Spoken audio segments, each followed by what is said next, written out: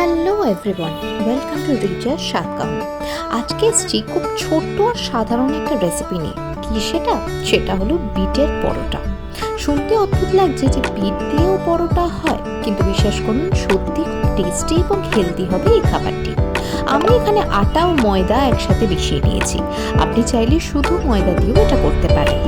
আটা ময়দার মধ্যে সামান্য একটুখানি স্বাদ মতো নুন আর একটুখানি চিনি দিয়ে দিচ্ছি।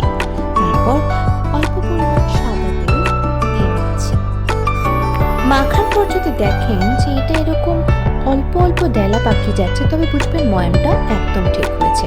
ব্যাস, তার উপরে গ্রাইন্ড করা বিটগুলো দিয়ে ভালো করে এটাকে মেখে নিলাম। আর একটুখানি পরেই তৈরি হয়ে যাবে এরকম একটা ডো। এটাকে মোটামুটি 20 মিনিট মতো কিন্তু রেস্টে দিতে হবে। 20 মিনিট মতো রেস্টে থাকলে এটা তারপরে টেস্টটা আরও বেশি ফুটে উঠবে। আমি এখানে আটা দিয়ে বেলে নিয়েছি, আপনারা চাইলে সাদা তেল দিয়েও বেলতে পারেন।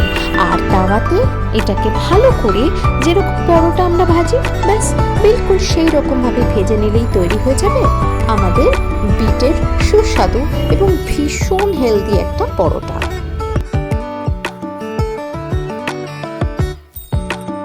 নিরামিষের দিনে এরকম একটা রেসিপি কিন্তু আচার বা টক দই বা রায়তার সাথে খেতে কিন্তু জাস্ট জমে যাবে।